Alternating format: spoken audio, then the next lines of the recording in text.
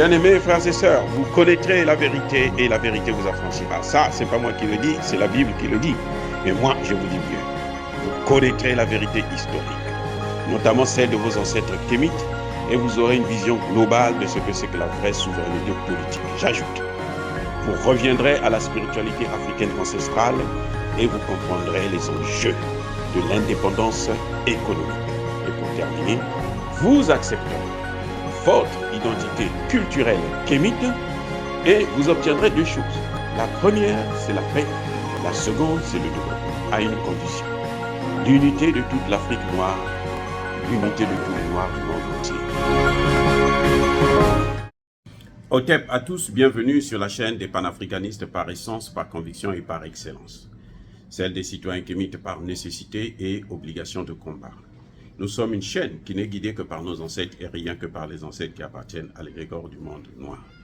Par conséquent, nous ne croyons en aucun Dieu venu de l'étranger. Toutefois, cette vidéo n'est aucunement destinée à inciter à la haine ou à la violence, car nous menons un combat qui est d'abord et avant tout spirituel, intellectuel et démocratique. Ensuite, il est politique, géopolitique et géostratégique, contre l'impérialisme, le colonialisme, le néocolonialisme et l'endocoloniat, qui sont tous qualifiés de crimes contre l'humanité. Nous menons ce combat sur la base du principe fondamental que nous avons hérité de nos ancêtres kémites, qui est celui de la Mahat, c'est-à-dire solidarité, vérité et justice. Vous êtes donc en droit de connaître la vérité et nous avons l'obligation de vous dire la vérité, rien que la vérité, afin que justice soit rendue au continent africain. Et ça, c'est notre modeste contribution dans cette noble lutte en faveur de la souveraineté, la dignité, la solidarité et l'unité africaine. C'est exactement ça que nous appelons le panafricanisme. Bien-aimés frères et sœurs, nous allons parler d'un élément essentiel, fondamental, qui n'a pas été abordé par les pays africains. Une question qui est au cœur même de la négociation, la médiation, l'arrêt du conflit. Les pays africains sont allés en Ukraine et en Russie, mais ils ont parlé de tout, sauf l'essentiel, sauf l'indiscutable. Eh oui, en tant qu'inventeur de la théorie de la prévention des conflits et du droit d'ingérence, et plutôt de la justice transitionnelle, et spécialiste de la résolution des conflits, je vous dis que si les pays africains avaient abordé cette question, ils auraient pu avoir une meilleure vue. Ils auraient pu avoir d'autres résultats certainement. Mais je comprends aussi la position des pays africains, parce que non seulement ils ont été mandatés, ce n'est pas une décision personnelle des pays africains, mais c'est une décision qui est venue d'en haut. En revanche, même si elle est venue d'en haut, ils auraient pu quand même aborder cette question. Parce qu'il y a deux questions qu'on doit se poser quand on veut régler une crise comme celle-ci de l'Ukraine et la Russie.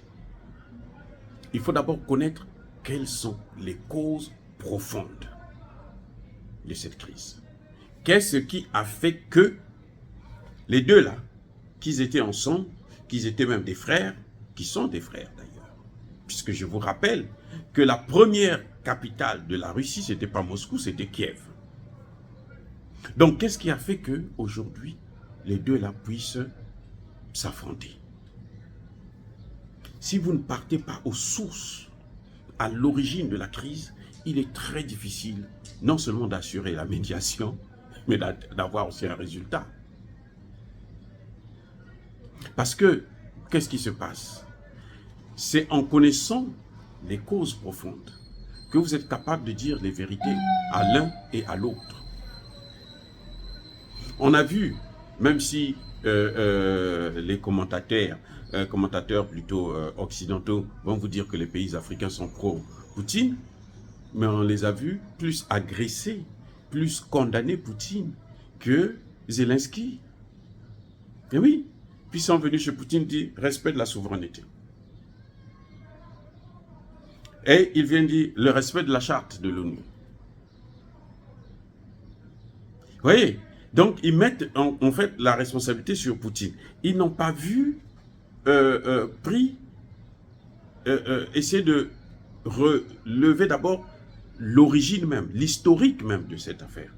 Parce qu'en fait la guerre en Ukraine n'a pas commencé le 24 février 2022, mais ça a commencé il y a 14 ans de cela, et 8 ans de cela, sinon bien avant, 2008, avec la Crimée. Et oui, la guerre a commencé à ce moment. La guerre n'a même, je peux même dire que la guerre a commencé. C'est pour ça que j'ai sorti une vidéo où je disais que nous sommes déjà dans la 3e guerre mondiale. La guerre a commencé dès que les pays de l'OTAN ont commencé à élargir l'OTAN vers les pays de l'Est. C'est là que la guerre a commencé. Mais la Russie ne pouvait pas la déclencher puisque la Russie n'avait pas les moyens. Au sortir de la guerre, elle était affaiblie économiquement et un peu militairement aussi. Donc, il a fallu le temps pour remettre les choses en marche. Donc, si vous ne lisez pas, si vous ne comprenez pas l'origine, l'histoire même de ce conflit, il est difficile de conseiller l'un et l'autre. Maintenant, en ce qui concerne, vous voyez, les Africains, ils sont venus, ils ont sauté toute la partie historique où Angela Merkel a dit ouvertement que nous, les accords de Minsk, là, c'était juste pour gagner du temps, hein. C'était juste parce que nous, on voulait équiper la Russie, et plutôt l'Ukraine, pour que l'Ukraine puisse attaquer la Russie. Et après, à sa suite, François Hollande est venu confirmer qu'effectivement, et c'était les deux parrains de cette résolution. Mais eux, ils répondaient aux injonctions ou aux recommandations du gouvernement des États-Unis d'Amérique. Donc vous voyez, nous avons là, ils ont sauté, les États africains ont sauté toute cette histoire et ils sont venus tomber sur la violation de la souveraineté. Mais vous ne pouvez pas comprendre la violation de la souveraineté si vous ne voyez pas ce qui était là avant. Parce que si la Russie n'avait pas fait ça, ben, peut-être que c'est elle qui serait envahie par l'OTAN. Imaginez que l'OTAN avait amené ses missiles en Ukraine. Qu'est-ce que l'Afrique allait faire? L'Afrique allait se plaindre où? Puisque l'Afrique elle-même, elle est envahie par les bases militaires de l'OTAN et elle n'arrive pas. Les gens ne veulent pas, les populations n'en veulent pas, mais ils n'arrivent pas à s'en sortir. Donc ça, c'est un élément clé qui a échappé aux dirigeants africains. Et quand on veut faire la négociation, il faut être plus sérieux que ça.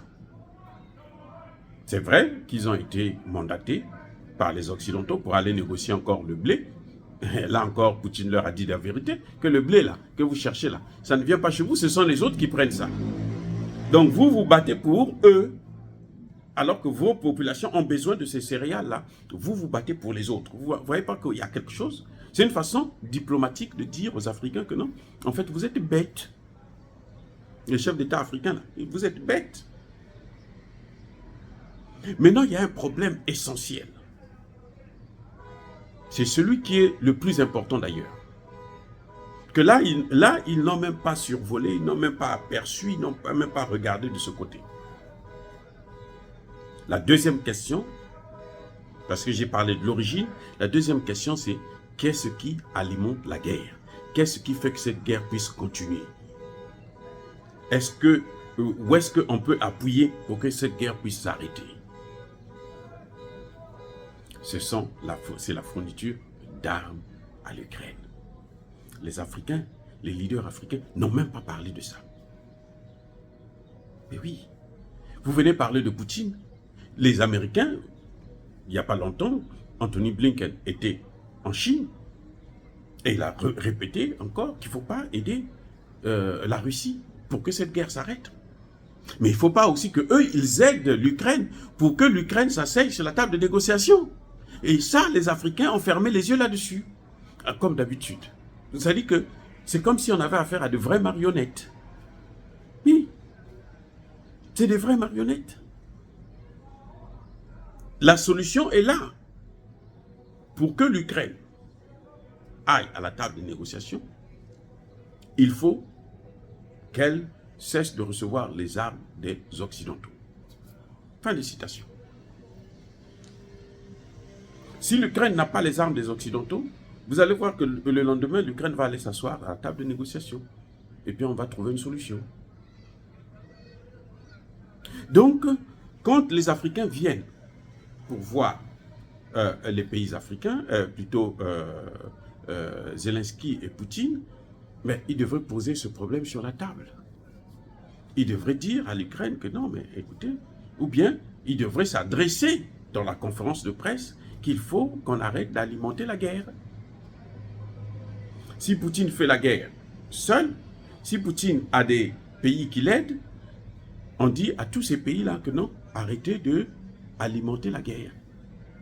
Arrêtez de fournir des armes qui vont permettre à ce que les gens puissent continuer à s'affronter. Parce que s'il n'y a pas d'armes, il n'y a pas de guerre. La guerre se fait avec les armes. Donc la question de la fourniture d'armes, notamment à l'Ukraine, c'est ça qui est le blocage essentiel dans cette crise. Aujourd'hui, là, le problème essentiel dans cette crise, c'est la fourniture d'armes à l'Ukraine. Tant que l'OTAN va continuer à donner des armes à l'Ukraine ne sera pas intéressée d'aller s'asseoir à la table de négociation pour voir comment résoudre le problème pacifiquement. L'Ukraine va toujours hausser les enchères. Elle va toujours demander plus. Quand l'Ukraine demande qu'on lui remette d'abord les territoires avant de négocier, c'est parce qu'elle sait c'est pour gagner du temps pour recevoir les F-16. Mais si ces F-16 viennent et ils échouent, parce que c'est pas sûr que, parce qu'on va envoyer les F-16, qu'il y aura un changement radical dans la situation, dans la crise. Non, c'est pas vrai. Les experts vous disent que les F-16 là, il leur faut une piste d'atterrissage bien propre, bien clean. Mais j'en vois pas de ce genre de piste d'atterrissage en Ukraine aujourd'hui, puisque les aéroports ont été détruits. Et ça demande un nombre de techniciens énorme pour entretenir ces avions. Parce qu'une heure de vol vaut au moins une dizaine d'heures de maintenance. Et ça, il faut donc qu'il y ait des experts. Et ces experts-là, pour les former, ça prend plus de temps que de former un pilote. Donc, l'Ukraine, aujourd'hui, ce qu'ils sont en train de faire là, c'est la même stratégie de gagner du temps pour recevoir de plus en plus d'armes sophistiquées, de plus en plus d'armes qui peuvent même atteindre le territoire russe afin de voir comment ils peuvent continuer la guerre. Mais sinon, s'il n'y a pas ça, c'est fini, la guerre s'arrête. Les Africains n'ont pas posé ce problème. Les Africains auraient dû, ils parlent avec les autres, ils auraient dû comprendre que non, le problème, il est là. Que ceux qui sont derrière Poutine et derrière Zelensky puissent arrêter de fournir de l'assistance militaire pour que cette guerre puisse s'arrêter le plus rapidement possible. Voilà le point essentiel. Dire cela, c'est inciter à la haine ou à la violence. Non. Encore une fois, bien-aimés frères et sœurs, je persiste et je signe. Soyez bénis, abondamment bénis par le Dieu de Kémit. Mais que tous ceux qui persécutent le continent africain le pillent et le déstabilisent, qu'ils soient noirs, blancs, chinois, arabes, indiens, ou qui qu'ils soient maudits, punis, foudroyés, neutralisés, effacés, écrasés par ce Dieu de Kémit et par nos ancêtres angélisés. Vive l'Afrique éternelle, j'ai dit et j'assure.